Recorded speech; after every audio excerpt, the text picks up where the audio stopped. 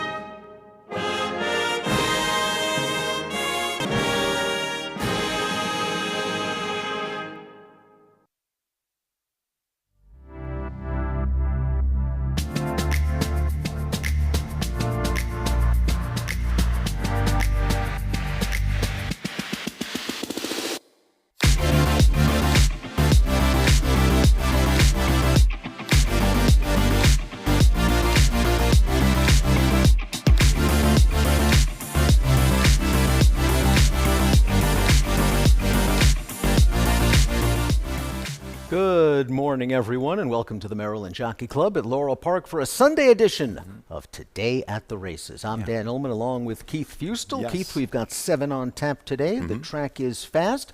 Some nice action yesterday. Yeah, good day for the birthday boy, right? Angel Cruz with 3 wins. Linda Albert with a couple wins. Good to see her getting to the winner's circle a couple times. So all in all, pretty good day. Mackenzie Pfeiffer took down that late pick 5, the late value pick 5. Hopefully you played along with that ticket. Paid $256. Big Wanda was looming at 1,100, but we'll take the 256. Oh, we'll take the 256. 2 wins for Jamie Ness, 2 wins for Yeah, Jamie Ness, Rodriguez. They've nailed down the Winter Meat Trainer and Jockey Championship. I believe Ness will win it by 2 over Brittany Russell, and J-Rod by 18 or so over a tie for second. Yeah. But congratulations to J-Rod and Jay Ness for winning their respective titles. We've got Preakness 150 right around the corner. You're not going to want to miss this year's edition of the Preakness. Preakness tickets are now available at Preakness.com. And again, it's sad because it's going to be the last Preakness at Old Hilltop where so much history has been, where you've seen Secretariat and you've seen Seattle Slew and you've seen American Pharaoh and you've seen Justify. But it's also, in a way, the beginning of a new era. It is. Sunday Silence, Easy Goer. Did we mention that one? Wow. I was an Easy Goer fan. I was an Easy Goer fan. I was too, no doubt about it. But yeah, we move on. I mean, and we're going to move on to the next chapter of Pimlico, and looking forward to that. We also have the Preakness Preview Day coming up right here at Laurel Park, Saturday, April the 19th. We've got the Federico Tessio, the Weber City Miss. Both of them are win and you're in races for the Preakness and Black Eyed Susan, respectively. Also, on Preakness Preview Day, great to have a handicapping contest at Laurel Park. It's the Preakness Preview Day Handicapping Challenge.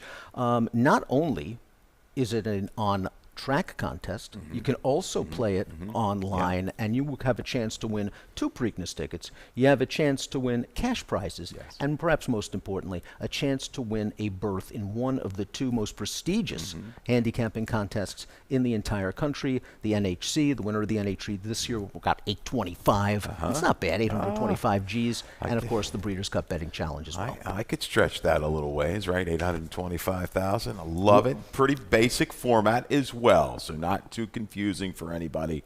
Go to the website and check out all the rules, the regulations, the formats. But we look forward to having you taking part of that. Let's check out our weather conditions for the Sunday 7-race card, closing day of the winter meet. Certainly nothing winter about today. What a beautiful day. 69 degrees, a perfect day for racing. Absolutely, racing, and maybe to the golf course a little bit late. Pick up a late 9 or something. We'll see. see if we can fit it all in. We'll start things off with race number 1 going 3/4 of a mile. It's a maiden claimer, 25 down to 20. Maryland bred's eligible for the $30,000 tag. Sketch the 9 Granol. The 2 Chestertown Jane will be ridden by J.G. Torrealba. This is the first leg of our early value pick 5. We call it the value pick 5 because it's one of the best bets, if not the outright best bet in racing, with a low 12% takeout. Keith, you've got a ticket. Yeah, yesterday paid good. Unfortunately, we didn't catch that early single, and it was kind of a beat down for me early on. Early pick 5, 11:30. Good payout, though, yesterday. Let's see if we can jump back on board and get a win here in this Sunday card. Race 1, 3 deep with the 2, 5, and 6 Chestertown Jane. We've got a video and a little stat for that one off the break for Perkins. Race 2, a little spread for me as well. Again, Tycoon, Mogul, Artillery Gunner going to be an awfully short price for Kieran. And Sir Mick is definitely interesting. Had a little trouble last time out. Could be the speed in race number 2. Race 3, we trim it down. Benito for Corrales and Yetz at Hazelwood. Going to be an awfully short price. Straight to water. The Linda Albert barn, 2 wins yesterday. See if we can make it 3 in race number 3 today. Race 4, the 3 and the 5, Slam Notion and Missed the Turn. I like the local debut of Missed the Turn. I thought it was really good, and you're going to catch some value with that runner. Single, it all comes down to the 1A. Burks, you've got 2 for the price of 1, though. You've got Walk Away and Joe in there as well. Going to have Carlos Lopez riding the plain 1, Walk Away Joe. But I look for Burks. Confidence is back. Get to the front. Keep on going. $18 early pick 5 ticket. And we'll start with the top pick of yours in race number 1, one of the 3 horses you have in the early 12% value pick 5. That's the 2 Chestertown Jane. We have a video spotlight for Chestertown Jane. This horse has not run in a while, but this horse has had trouble in the gate in both starts, including here. Yeah, her debut was on the grass, got in trouble out of the gate, and then went ahead and bolted around the turn. This day, another sluggish break and then a steady off-fields when put in a little bit tight. Now, we're going to pick things up into the far turn where, the doors got her to relax a little bit, and she took the rating, leaving the half, and I like the way she picks it up into this flow. Faced a very strong field in this race as well, finishing ahead eventually of 2 next out winners, and the winner of the race would come back to hit the board in each of the next 8 starts with an 85 Beyer top. So after breaking slow, making a long wide run, this is a lot to ask for a second-time starter, especially one coming off the layoff. Still in with a chance here to hit the board, and is eventually going to run 4th after understandably tiring. And we've seen Ben Perkins do this before. Maiden special to maiden claiming recently 4 for the last 7, $5 return on investment. You got to deal with a layoff for Chestertown Jane, and she's got to get out of the gate. Yeah, she has a gate work. 2 back on my PPs that look good. 49 and 2. First of 4 limited sample. They're small, but I think Chestertown Jane with any kind of break.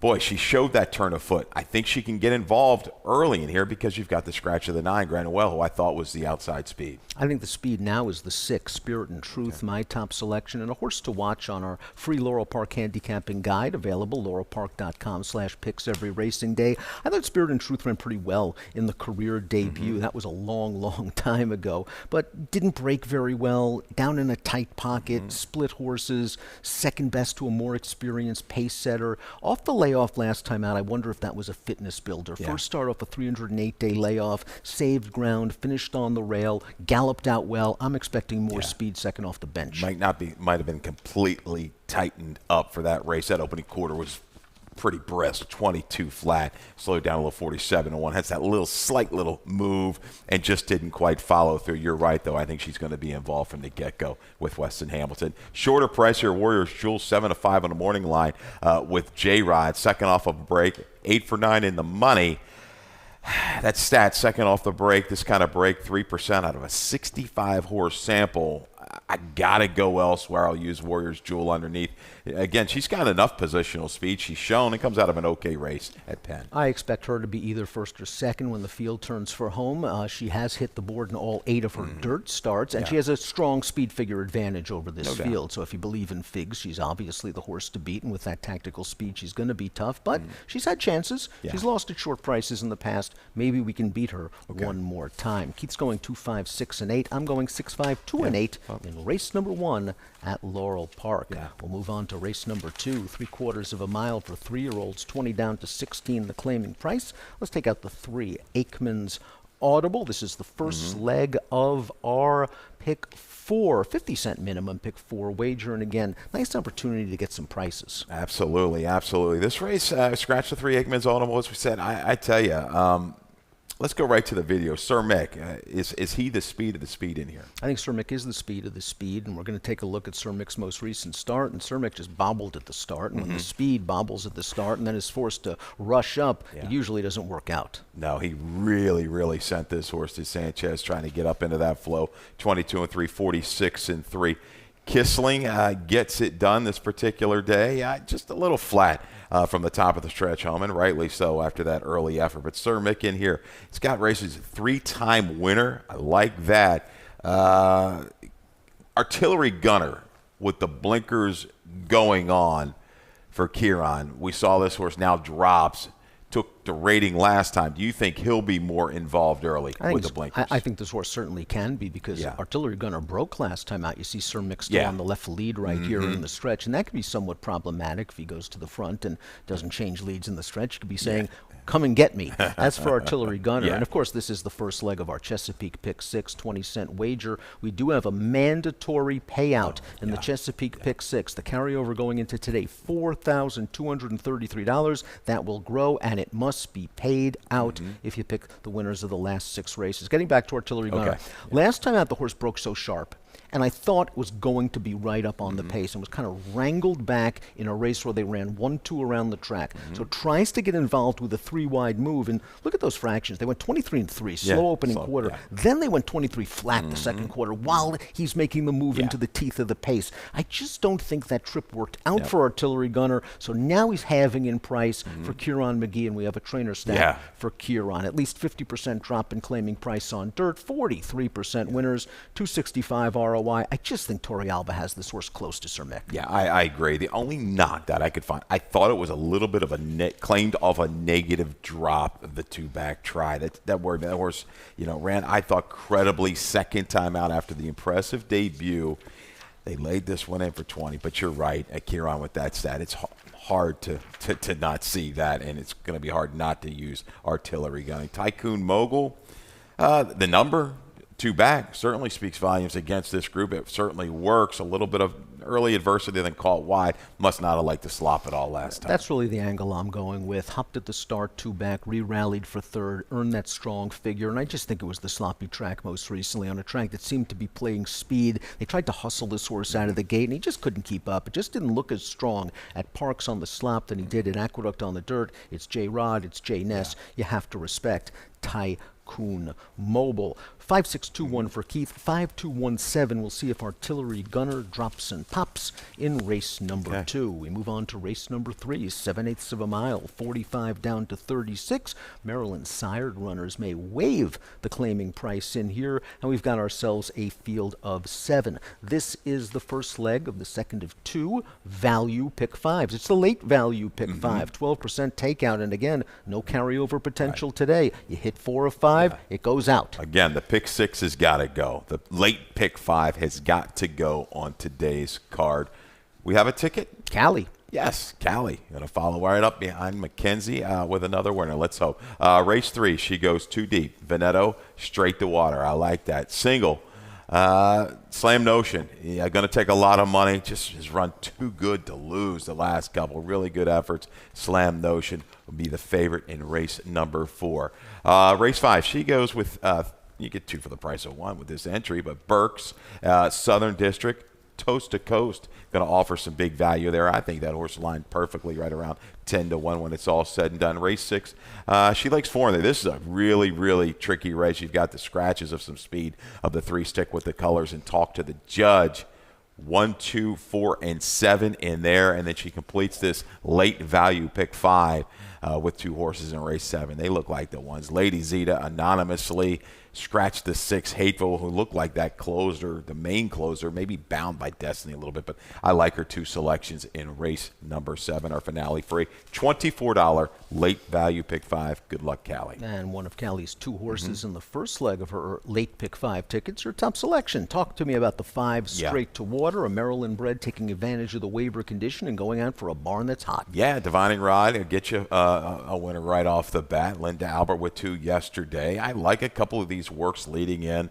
5/8 back-to-back, the 3-back work and the 2-back work. 101 flat. I looked. Now, granted, there wasn't a lot of horses working that day, but 3 seconds faster than Bay Street. And I feel he's incredible horse, multiple winner, ran okay at 7, but straight to Valor. Mare was a 6-time winner, topped at 81, 5 winning siblings. She's got a positive ROI, not the biggest win percentage with the firsters the last 5 years on the dirt, but an ROI close to $3. Interesting move at 7. This is not an easy distance to get it done. You've got to have that fitness there, hence those couple 5/8 works. I'm not in love with anybody else. I take a barn that's gotten it back now. 2 wins yesterday. Veneto just has that outline number. That 61 just sticks out. Was that just an aberration? 2 back.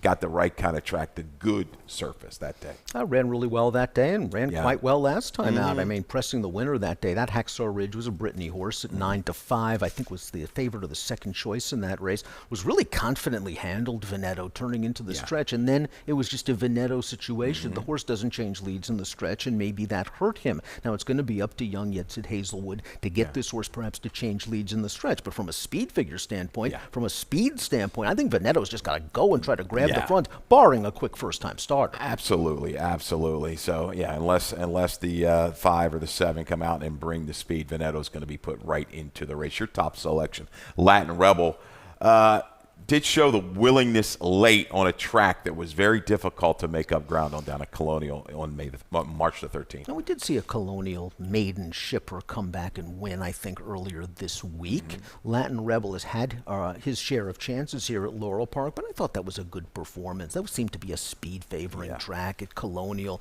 This horse broke okay and then was just tracking the pace outside and really just was even in between. I think he's a little bit quicker than he looks on paper. You look at, she showed speed 3 starts back, and if Veneto doesn't want the lead, and if one of these firsters don't want the lead, I think Weston Hamilton's going to break with Latin Rebel and be close right there turning for home. And maybe the foundation that this horse has had with 6 prior starts helps at 7 furlongs compared to the firsters. And coming off of a track like Colonial, the big long stretch there could have built things up for Latin Rebel. The one other firster I forgot to touch upon that also could bring speed to the table is the 2 Regency Tail, and we've got some good breeding. This bottom side, this mare's been productive. This horse's kin is still having fun, graded stakes type. Too many kisses, so some quality within this family. Yeah, we'll see if Ferris Allen has this horse ready to go. The barn usually gives him a race, but you mentioned this horse was just bought for $55,000 in December. They're attracting J-Rod for the mount. Perhaps this horse will show speed. He is bred speed, both sides of the pedigree. Keith's going 5-4-1-2. I'm going 1-4-5-2 in race number 3 at Laurel Park on Sunday. We'll move on to race number 4, 3/4 of a mile, 3-year-olds. First level allowance with a 62.5 down to 50 claiming option. Let's scratch the number 4, Ann Lon. The horse to beat in this race is the number 3, Slam Notion. This is the first leg of our final 50-cent pick 4 of the winter meet. And again, I think a lot of folks are going to be singling Slam Notion in this race, who has run too well to lose in his last few and has found a way to lose. Absolutely. We got video spotlight of Slam Notion's most recent race. That's against Faster Gator, who came back off the layoff, right, for Farrier. I was surprised at how quick Slam Notion was from the gate in here, clearing out to the lead and the rail from the far outside post, and Slam Notion is dueling inside a horse that's going to end up fading to finish second. So just when Slam Notion puts away the speed, here comes Faster Gator. So there's no rest for the weary, and Slam Notion, even though he's weary, is going to be fighting back all the way through the stretch. He gets bumped here. I wonder if it affected things. I just think the trip took its toll. The good news about Slam Notion is he can rate if necessary. I don't think it's necessary. I think he goes to the front. Yeah, the main other speed, certainly to me, looks like Tojo's Mojo. What are you going to get from that one? Hasn't been seen since the Hickory Tree at Colonial back in early August. Came away from the gate a little bit sluggish there, caught wide. The 2-back try really catches your eye, though, in July when beating a horse like Fire Pit, Speedy Alex. You see Faster Gator there on the page in debut. an alert break. I don't think Tojo's Mojo is going to let Slam Notion get too far away. Let's talk a little bit about Tojo's Mojo, because this horse showed some ability as a 2-year-old. A nice winner, 2 starts back. For a 2-year-old in July to earn a 67 Beyer speed That's figure, big. that's very strong, and that led to this horse being favored in a little restricted stake down at Colonial Downs in his subsequent start, a race that was dominated by closers. I think Tojo's Mojo is going to benefit from this layoff. Lasix on, and he's likely going to show some speed in here. Yeah, he showed some real ability. These two could just maybe get involved and keep on going. I thought the 5, if you're looking for a little bit of a price, Dan, missed the turn in local debut. The Maryland bred came up here and got the money with the waiver, beating a horse like Creed's Vision, who was a troubled horse the time before for Morley, came back and ran well again. But I tell you what, stumbled at the break. Quick recovery, prompted 3 to 4 wide to get it done 2 fifths faster than Lift the Lid. That's a filly, right? 2 for 8 now, second time Lasix for this barn. The time works for me. I think this horse, if Tojo's Mojo goes after Slam Notion early, they get really involved. I like this setup, and I like the improvement here, local debut for Miss the Turn.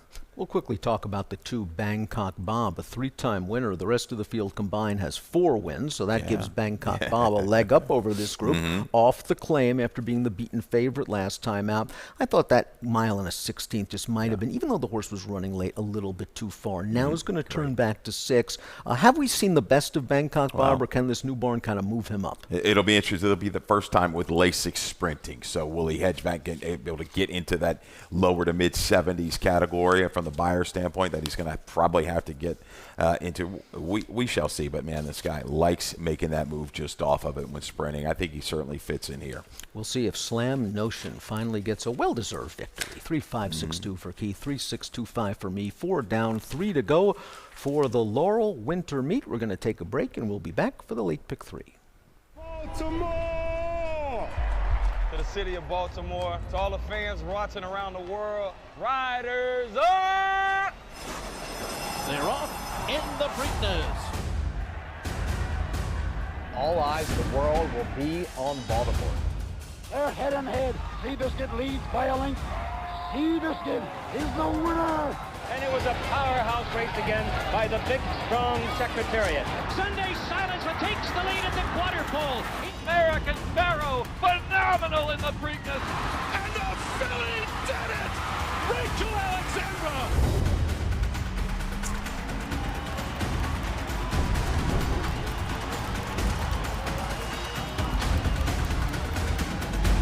Here is Smarty Jones!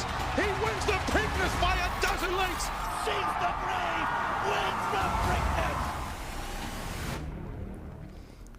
Welcome back to Today at the Races. I'm Dan. He's Keith. 4 down, 3 to go, which means we move on to race number 5. We're going a mile and a 16th. This is a hard-hitting claiming race. Some good old-timers that like to win. 75 down to 6 with a beaten condition. Note that Carlos Lopez will ride one half of the Jamie Ness trained entry. The number 1, Walk Away Joe. You're single in the pick 5 if you're alive. The early 12% value, 12% low takeout value pick 5 is the number 1A Burks. Now, Burks is my top selection as well. Okay.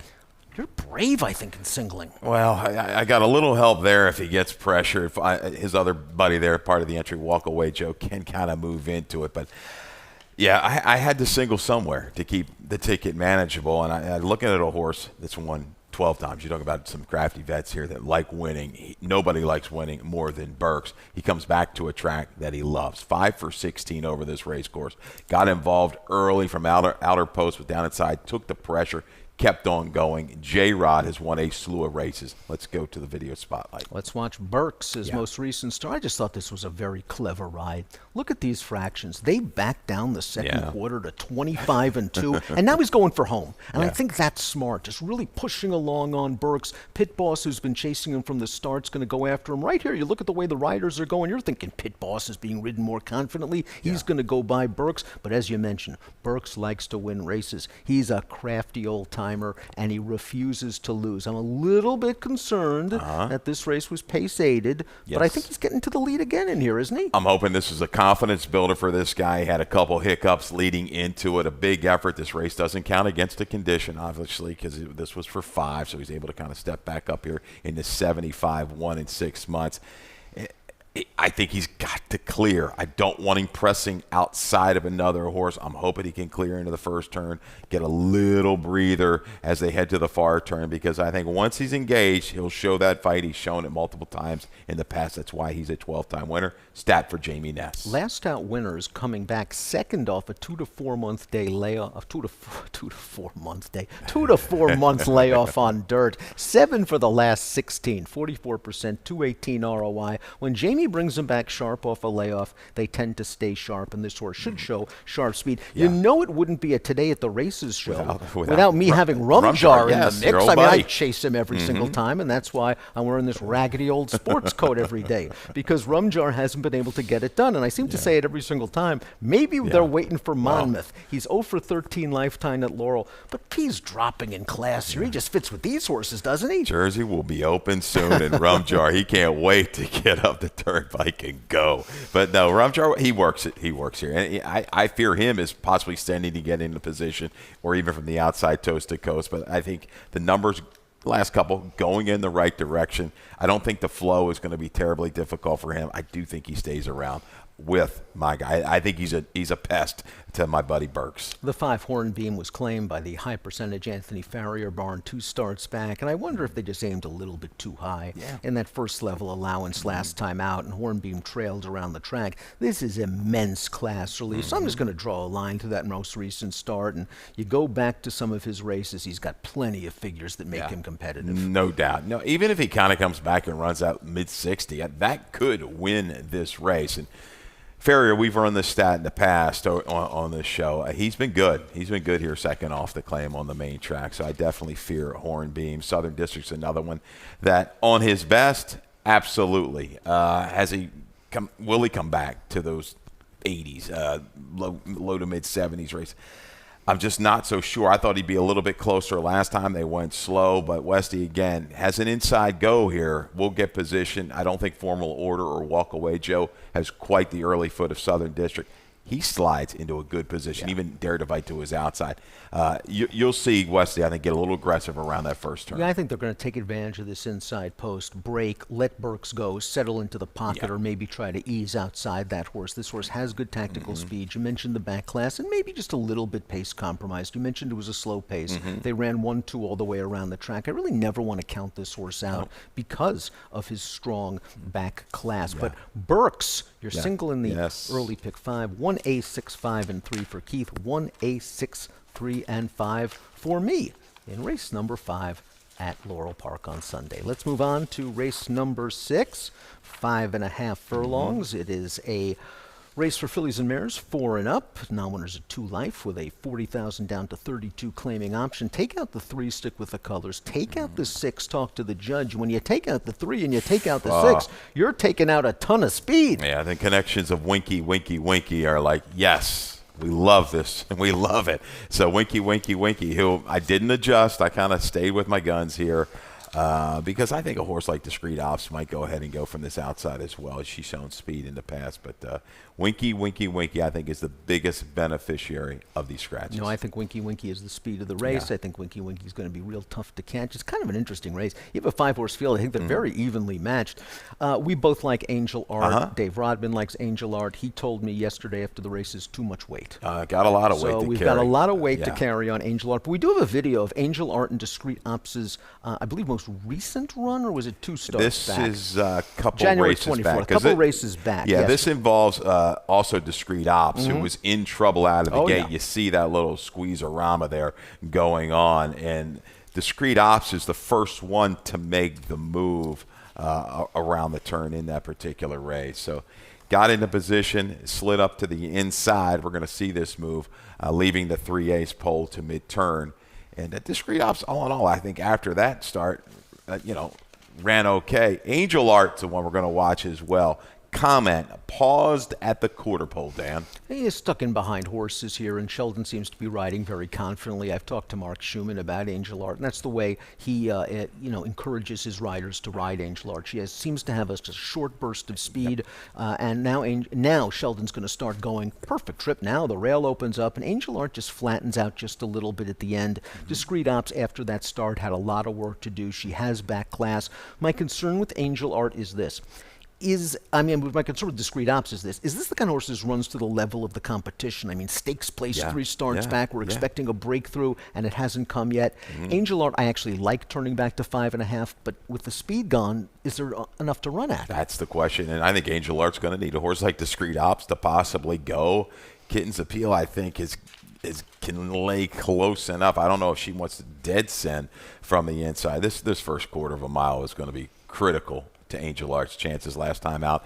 Off the Lasix and the conniver. Go read William Humphrey's description of that race. It's very good. He was just wondering if something was amiss. She made a little bit of a move around the turn and then wondered if Sheldon, just a little protect move. I'm not so sure Sheldon is back, though, so that gives me a little bit more promise, a little bit more faith in Angel Art to settle back on Lasix a day and make that run. But she's going to need a little help. Maybe Devil Pays in Gold can show a little bit of speed. I mean, this horse is fresh. We haven't seen her since she won the Maryland Million starter last time out for Kieran McGee. We do have a video spotlight for Devil Pays in Gold, and here is Devil Pays in Gold just sitting really comfortably in that Maryland Million race. The pace, though, was very fast, and it's set up for her. I thought this pace falls apart late. And she was closers did all right, but outside was good as well. She was towards the inner part of the racetrack and is able to kind of work through some traffic,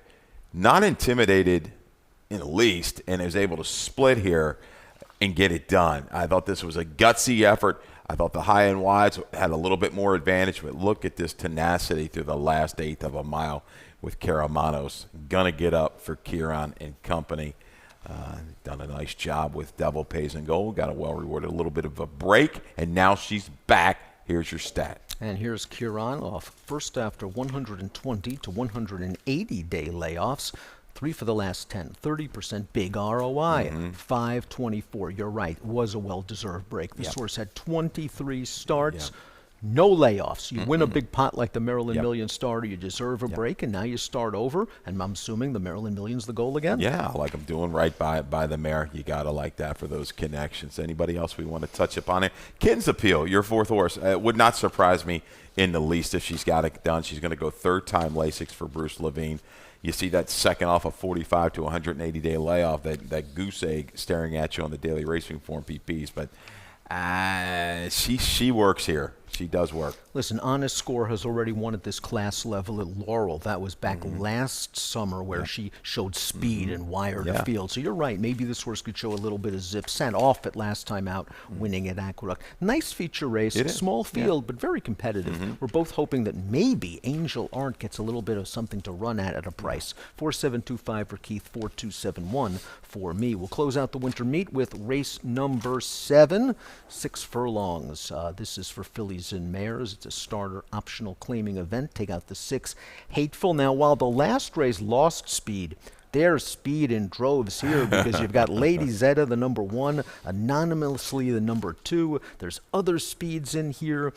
I think Lady Zeta is the speed of the speed, but let's watch anonymously. Your top selection. We have a video spotlight. She might lead the league in video spotlights. She's just one of our favorites, this 9-year-old mare. She just keeps on going. And you know what? Where she, in the past, didn't really run well on off going, she's been running well on the sloppy sealed tracks of late. This particular day, I didn't know if I was a little surprised to see her on the lead outrunning Pino's Little Girl, who's the eventual winner. But right here, this is the heart and the tough racehorse.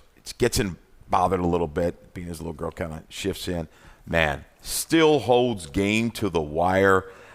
Lady Zed, I think, is going to be on an all-out send from the inside. Kieran's other horse, Love to Eat, I think will go ahead and force that pace. But here's another Kieran McGee stat for you. Second off the claim on dirt, 7 for the last 22. Big number, 32%, 203 ROI. You mentioned Pino's Little Girl, the horse that beat anonymously last time out, came right back and placed in a first-level allowance. That horse earned a 74 buyer speed figure. Yeah, I was a little bit surprised how aggressive they were with anonymously last time out. I think they're going to get sort of pulled into the race by Lady Zeta and the 3. I think Lady Zeta, there's a chance this horse is the speed of the speed. speed, and she showed that high speed last time out at Aqueduct. Got tired late. Really didn't love the way she was galloping out. She looked tired, so might have to avoid just a complete cutthroat duel. But this horse has done some really good work in the past. 10 wins. Jamie Ness, Jamie Rodriguez. Again, they've already nailed down the trainer and jockey title, respectively. Maybe they close the winner and meet with another winner. Definitely could. I do think the Kieran's other horse. It's interesting. Torrealba goes to Love to Eat. I would have thought maybe he'd have stayed on anonymously, but hey, he's on Love to Eat, and she's pretty quick in her own right. So Lady Zeta better hadn't missed the beat at the break. But, yeah, she'll be on a go from the inside anonymously. I think he'll be sitting chilly and ready to pounce at the quarter pole. 2, 3, 1, and 7 for Keith. 1, 2, 5, and 7 for me in race number 7 at Laurel Park as we get set for a Sunday afternoon of racing. Winter meet in the books. Yes, in the books. We begin the spring meet on Friday, hopefully with some nice weather, and I know turf racing is right around the corner. But first, we've got to cash out and score and prepare for the spring meet. Your value play is Angel R. It won't be 10-1 anymore. No. What are you thinking? 9-2? Maybe. Ish. That's not bad in a 5-horse field. No. And again, back on the Lasix today. Unfortunate scratches in there. We're going to need a little help, but I think she'll revert back to that 2-back number, closer to that lower to mid-70 fig. She'll see them all turning for home, I believe. Let's hope Sheldon get her ramped up, sustain that run from the 8th pole home, because you say she's got that burst, going to have to time it perfectly. I think Slam Notion's the most likely winner in the entire card, but that horse is just too short to give out. So maybe Latin Rebel can pull off a little bit of an upset, returning from Colonial Downs in race number 3, that Waiver Maiden. 9-2 on the morning line for Latin Rebel, a race where Veneto figures to take a lot of money. Fast track, 29 minutes to post for race number 1. Callie Francois, Dave Rodman, and I will take you through the 7-race program. And let's go to the top of the stands for Dave Rodman and scratches and changes. All right, good luck, everybody.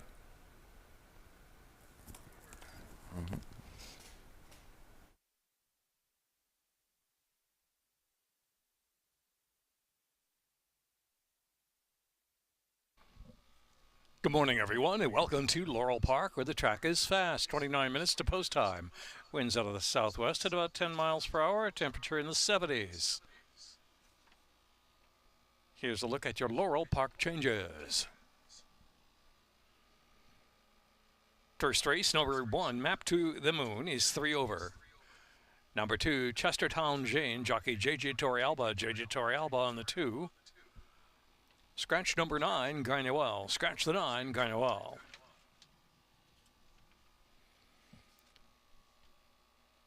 Second race, scratch 3, Aikman's Audible. Jockey the 4, Hello Sunshine. Now Jevy Antolito on the 4.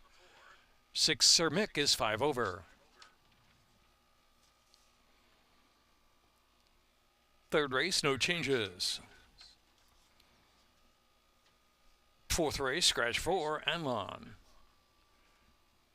Scratch 4, Anlon, race 4. Fifth race, number 1, Walkaway Joe. Jockey Carlos Lopez. On the plain 1, Walkaway Joe, part of that entry. Sixth race, number 1, Kitten's Appeal. Jockey Jamie Rodriguez. And number 1, Kitten's Appeal. Scratch 3, Stick with the Colors. Scratch 6, Talk to the Judge.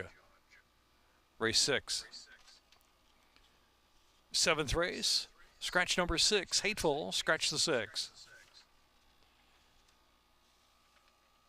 Following our live card, races 8 to 14 from San Isidro, Argentina. Wagered through Laurel Park. 27 minutes to post time. And started that early value pick 5 with a 12% takeout. Reminder, the Chesapeake pick 6 starts today at race 2. Mandatory payout today. Good luck this afternoon at Laurel Park.